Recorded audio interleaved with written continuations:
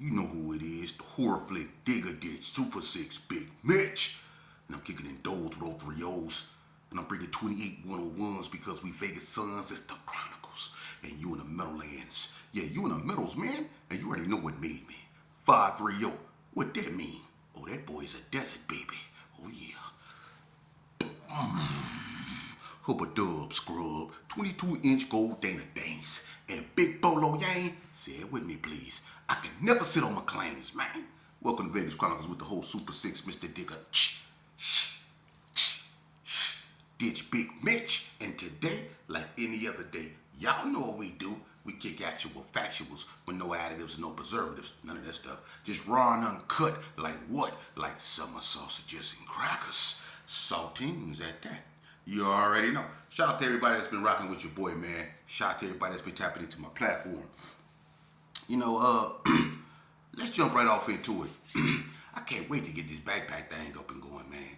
And check this out, man. Anyone that's in the Vegas area or anyone that want to contribute to what I'm doing, reach out to me, man. If you want to donate backpacks, or whatever you think you want to, whether it's school material or whatever, all is needed, man. I'm giving it away to the children. It's a good cause, man. And it's really my goal is to use this as a step, to get into the schools, the juvenile halls, and I want to confront the problem with our youth head on, So what I'm signing myself up for is for a real fight. And for all you so-called tough guys out there, if you really that tough, y'all should be signing up too. Y'all signing up for this other bull crap that's sending you to the prison and to the cemetery. Let's sign up for something positive that we can use to uplift and revitalize our communities. How that sound? All right, let's move on. Let's jump right off into it, man. Today I want to talk to y'all about something, man. Someone asked me a question, man, and they said, what was the most, I guess you could say, when it come to close calls, when did I ever felt that I was in the most danger, gang banging, and it's been a few incidents where I almost was, unalive, but, I'm gonna tell y'all something, man, and I'm gonna tell you a story, and I hope you youngsters listen because I'm gonna tell you something about the devil. He real. And I'm not finna turn this into a sermon. I'm finna tell y'all true life stories of these streets of Vegas. Cause see, you youngsters out here that's gang banging now, what y'all doing, that's not even remnants of the past. We don't know what that is. Because that's not what we done when we was growing up. The way we got down is totally different from how y'all getting down. Both of it was stupid. But see, we had somewhat of a purpose. As ignorant as it was, we knew why we were gang banging, And that's what we were doing. We were gang banging. We weren't clicked up with him and him and him and them and going at them and them and them and they. We wasn't doing all that, man. We knew who we were into it. If the Gersons in the West Coast Bloods was into it, well, the Gersons in the West Coast Bloods was into it. Vegas Heights ain't had nothing to worry about. You see? That's what it was. So it was a lot less mishaps. But moving on. When was one of the, times where I felt that my life was in the most danger, man? I'm gonna tell you something. During 1990, Reverend Baldhead Sonny, unfortunately he was unalived, and I'm not gonna get up into that because I did videos on that, and I'm gonna let him rest, in peace. That's the right thing to do, But Sonny was unalived, and it was a hard time for the Gersons because it was like the Gerson was suffering a lot of loss, at that time, and that was unusual for them.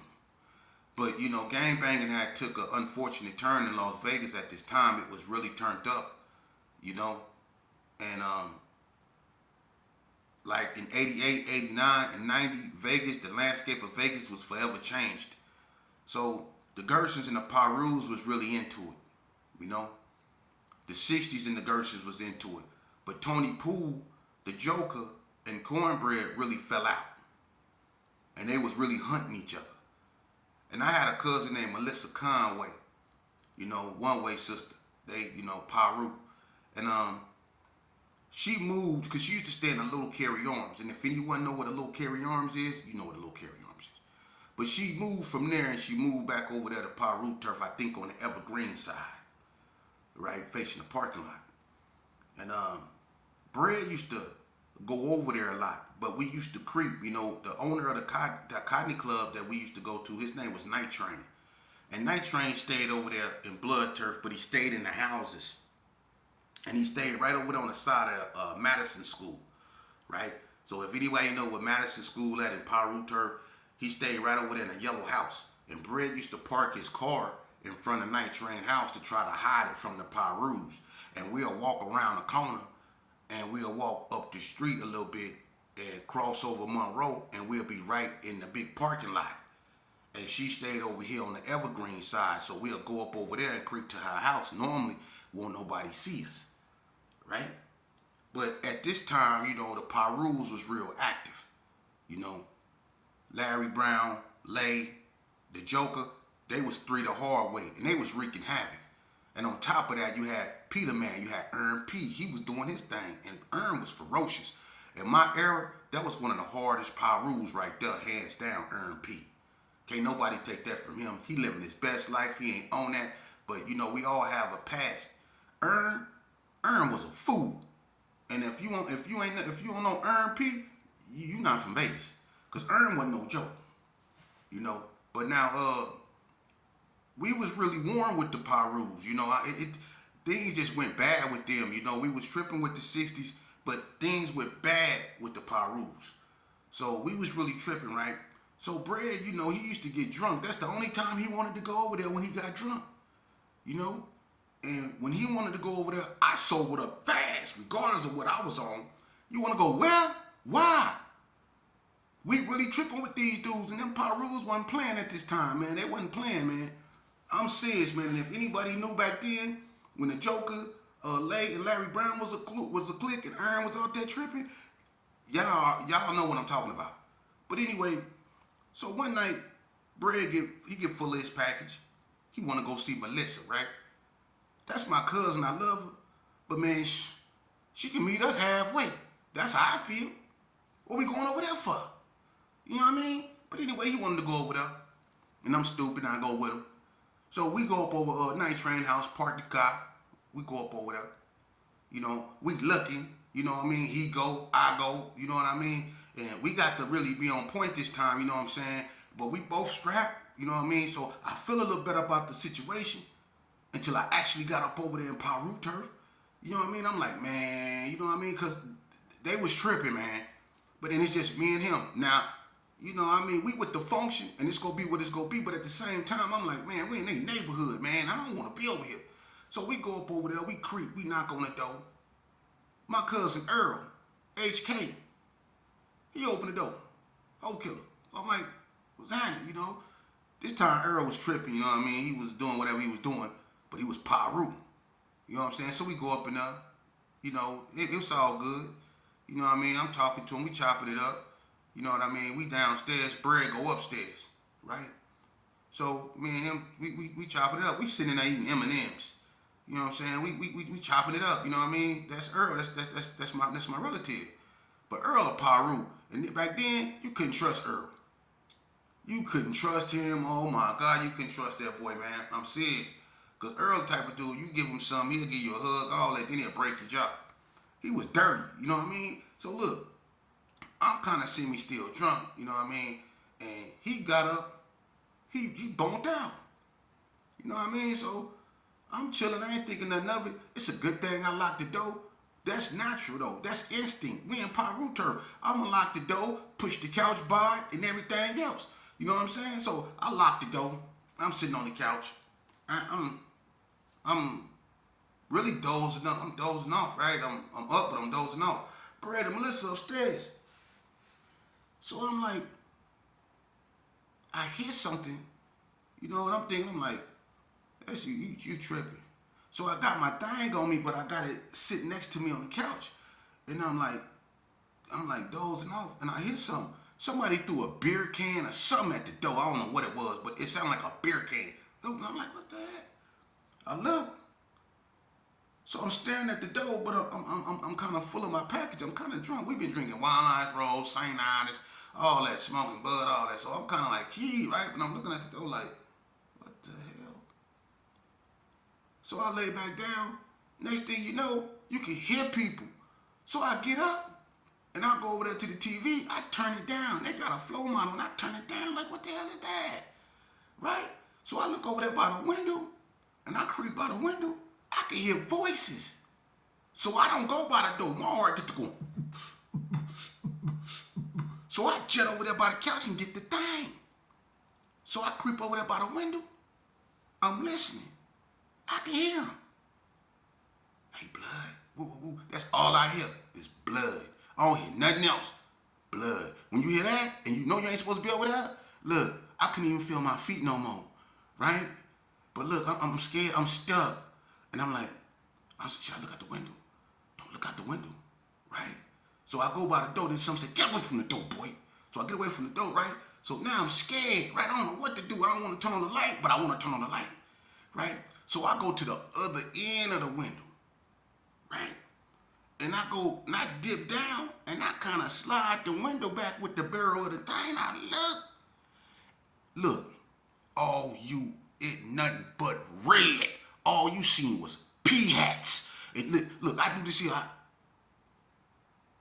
Oh my God. And they squinting in the other side of the curtain down this way, trying to look in the house. All you see is red and Jerry curls and all that. Look, I left the pistol like this and the window that way. I shot up them stairs. The pistol in the window was just still like this. I was gone. I shot up the stairs and got up in the I was in the air. Look, I was jumping so high in the air when I bust through the door. Brad and Melissa in there in a compromising position. I don't care none of that. Look, I came up in the room. I jumped in the air so hard. I said, Brad, there potholes out there. And he go lean up all nonchalant, looking at me like, what's going on? I said, nigga, the potholes out there. He say, I said, what you mean? We got to get up out of here. What you mean, and? We got to go, right? So he telling Melissa, go down there and see what sheepdog talking about. He tell me, nigga, sit down, like chill out basically. Ain't no chill. What you mean? Like, boy, it's 1,000 Paru Lee P army out there. You crazy as, let's go. Excuse my French. Right? So he nonchalant, and that's one thing I loved about Brad, but at this time I couldn't stand it. You moving too slow. You moving like this ain't a dire urgency. These cats up out here, they know we up in here. And Earl, I love you, Rally. I do. But I know you went and told him. I know you went and told your homeboys me and Brad was up in there. You just couldn't pass that up, huh? I know you did that, dude. You're a cold. I love you though, fam. But you called for that one. But Brad, look, he get up, and he get his thing, and he moving slow. You know what I mean? I'm like, I'm scared to death. My stomach hurt. I don't want to be there. You know, I don't want no parts of the garrison or nothing right now. I don't want no parts of nothing. I'm acting my age. I'm a little kid, right? But I'm really into some gangster stuff. That stuff we always dream we want to be in. Well, I'm in it now. It's a gang of dudes up out there, and they got Lord knows what. We got 2 pistols and it's 2 of us. And he moving like it's 1,000 of us. Like he don't care. Ain't no windows to jump out of. If it was, I'd already dived out of it. Ain't no windows to jump. They got us. We got. Either we finna do or we finna you know what. And we used to always spray paint on the wall, do or you know what. Now I'm in a situation to where I got to rep that. I'm gonna be honest with you, man. All that stuff we be telling ourselves and all that stuff we think we are, now it's finna go down and I might not survive, man. I ain't gonna lie. I was petrified. So he come downstairs, and when he was coming down the stairs, Melissa was running back upstairs going, who is a lot of? She was like, she didn't want Brad to come downstairs, and she was telling Brad to go back up there. She was gonna try to go out there and talk to him. Brad was like, no, they know we up in there. So he told her to go upstairs, and he come downstairs, and he walked by the door, and he listening. You know what I mean? And he point at me and tell me to come downstairs. I come downstairs. I mean, look, you should have seen how I was stepping downstairs. I was stepping downstairs with my tiptoes. Look, I was stepping downstairs, so like you couldn't even hear me. Look, I was stepping downstairs with my tiptoe. Look. And he looked at me like, get your, you know what I mean? I ain't trying to hear that. You was moving slow upstairs. I'm moving slow now. What you mean, get downstairs? So look, I get downstairs, right? So I'm over there. I'm trying to put the gangster back in me. I'm trying to bring the gangster back, right? It ain't coming back. I want to get on the phone and call them people. I'm telling you the truth. I'm telling you. Now, everybody be like, I would have did this. Man, I don't want to hear now how you would have kicked the door open, did 3 flips, and aired it out. Nah, you wouldn't have did none of that. You would have did what I wanted to do. Get on the phone and dial 911 and tell them to come save a BITCH. That's what you would have did. Because that's what I was finna do. Straight up. But look. So he's standing by the door. He tell me, hey, check this out, sheepdog. I'm going to open this door. And you start doing what you got to do. We finna shoot our way up out of here. I said, what you mean? You should have seen how my face hung on the ground. What you mean? You finna open the door? No, it's got to be another way. It's got to be another way. Don't open the door. I wish they had cell phones back then. They ain't had none of that. He looked at me. He said, I'm finna open this door, and when I open this door, you start, basically, I'm finna open the door, start busting them coming out behind you. We done been in this situation before, and I was acting the same way back then. Ain't nothing changed. I'm keeping it real. Now, I ain't scary at all. Don't get it twisted. But look, man, we in Paru turf. It's 1,000 Parus up out there. We got 2 pistols. Ain't no telling what they got. And they not moving in front of that door. So what I'm supposed to do? Right? You know what this man did? Brad grabbed that door. And I'm looking at him like, oh, I'm looking at him like, oh, hey, I'm looking at him like that, oh, this fool, he opened the door. And I'm gonna tell you something. And I you know, me and Marquette, rest in peace, Peace Stone, you know, I think Teddy Red, a few more of them cats, we talked about that. Peace Stone for sure. And I came out of there and I did it out of fear. It wasn't nothing gangster about what I did. I'm serious. It was out of fear because I was scared. And you know when they say you scared, it's either fight or flight, right? When he opened that door, man, I closed my eyes and I started busting. Notice how I say I closed my eyes. Because I was scared, man. And I came out of there busting. Boom, boom, boom, boom, boom, boom, boom, boom. And I was running. And he came out behind me. And when I heard him blowing, it made me feel better. But it made me run even faster. And I don't even think I was running on 2 feet. I'm serious. I think I was running out there. I think I was out there running like a dog. I think I was running like this. I was gone. I was gone. I was gone like a greyhound. I was out of there. I was out of there. For real. For real. I was out of there. And look, when we get to the car, we got up in that car and we shot it up. And they got back at us too. They was tearing it up. He on this side of the street. I'm on this side of the street. You feel? We was gone. And Brad tall and long, but he couldn't catch me. He couldn't. I ate his. Look, if that was 100 meters, I ate him up. I was gone. And look, we hit that corner and we got up in the rear. We was out of there. Tore up everything. We was gone. Got up out of there. Bad brakes and all. We was up out of there, man. We shot our way up out of there, man. That incident right there was the most scariest I ever been. And it was the most volatile because as we was running up the street, it was so much thunder coming from that parking lot. They was on us. Blah, blah, boom, boom, boom, boom, boom, boom. I got them up off us when I came out the house. But when I was running up the street, they were boom, boom, boom, boom, boom, boom, boom, boom. They was on us, man. And you know, that moment right there, you know, I want to think that, you know, I used to tell myself, well, I've been in some gangster stuff. I'm going to be honest with you, man. It wasn't nothing gangster about that. I was a little kid playing a dangerous game, and I could have been gone that night, man. Or I could have hit one of them and made matters even worse. Or they could have hit me and made matters even worse. You see?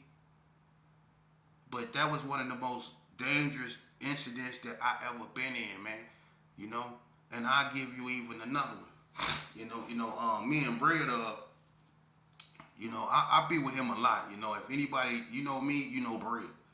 And if you know Brad, you know me. Other than Lil Brad, did nobody hang with him like anybody will tell you that. If you seen Cornbread, you seen me. When Lil Brad was locked up, you seen me with Bread. If I was locked up, it was Lil Bread and Big Bread. Or sometimes you'll see all three of us, which was horrible. Because when me and him and Lil Bread got together, ask anybody, we wasn't no joke. But one night, me and Bread, this like in 1991, we was in Billy Fletcher car. Billy had this photo burgundy Broham, right? It was a known car, right? We used to do a lot of dirt out of it, right? And he did too. But one night, me and Bread, we used to be in Blood Turf a lot. You know, Bread had this female named Shelby that stayed over there, plus my cousin Melissa Conway, who I just got through talking about, stayed over there too. So we used to be in Blood Turf a lot. Plus he used to be into it with, you know, like Lay, Tony Poole and stuff like that. And he used to be into it with Bad Boy. And you know, a lot of people didn't know that Bread and Bad Boy was feuding behind Cameron, Melissa's son.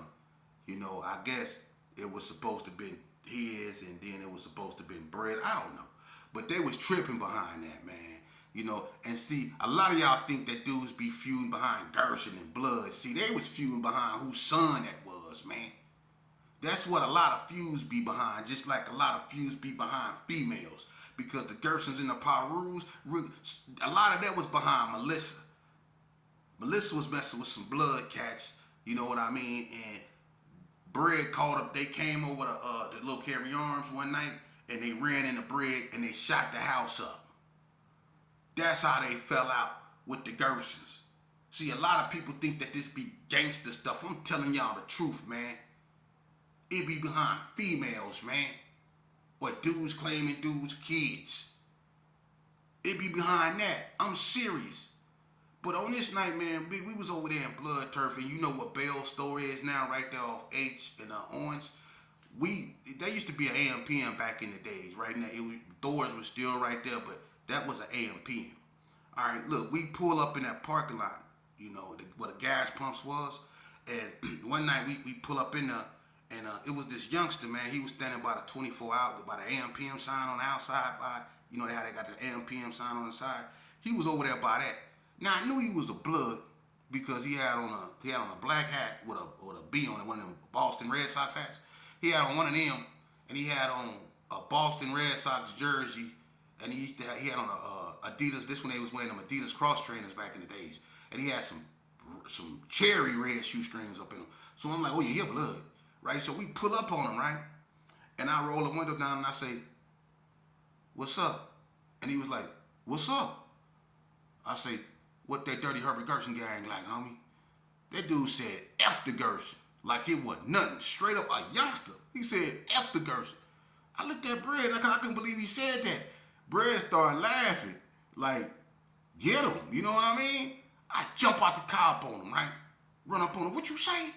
I guess he thought I was playing, you know, because he came off the wall and he threw his deuce up. I got right at him, we got to choking him right there outside. But then Brad got out the car and he seen Brad and he kind of like stopped fighting. So I started really getting the best of him. I'm thinking I'm showing out like, oh, I'm hitting him with body plot. He can't take these blows. So I'm thinking he didn't gave up like my hands did it, but he see Bread coming. I'm thinking I'm the one got him quitting. So he bagging up. I'm like, nah, where you going? And I'm hitting him too. I'm working the bread basket, coming upstairs with him. I'm whooping him, right? He go up in the store. I grab him by his jersey. He pulling away from me. But I'm thinking that he trying to get away from his butt whipping, but he see Bread coming. So we all in the store. Now he got homeboys in the store, right? He had like 2 homeboys in there. So when I see them, I kind of like froze up and I'm backing up. That's when I I bumped into Bread. And I turned around, I realized Bread was behind me.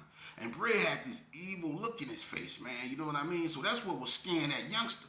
So Bread come from around me and he started walking up toward the youngsters and stuff. And you know, Bread tall, he had his curls all over his face, and you know, he had a little beard, and he was like looking real evil when he had his hands in his pocket like he was finna do something, right? So he had him spooked, I'm not gonna lie. And it was a female in there, that start going, saying his name, like, Bread, don't be, chill out and all that stuff. So Bread kind of like spun off him, right? I go back to the cat I was beating up. I snatched his little link. He had a little link on. I snatched his link. You know what I mean? Took his hat. He had a B on it. Didn't want it. Slapped him with that. You know what I mean? So I roughed him up a little bit. And we jumped back in the car, right? We in blood turf, mind you. So I'm back in the car like, yeah, I got me a little link. I just put hands on the blood. You know what I'm saying? I think I done did something, right?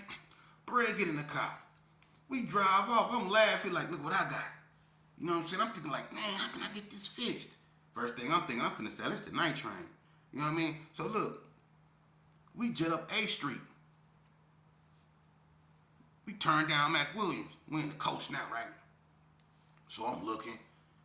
I'm still peeping out. I like what I took from him, right?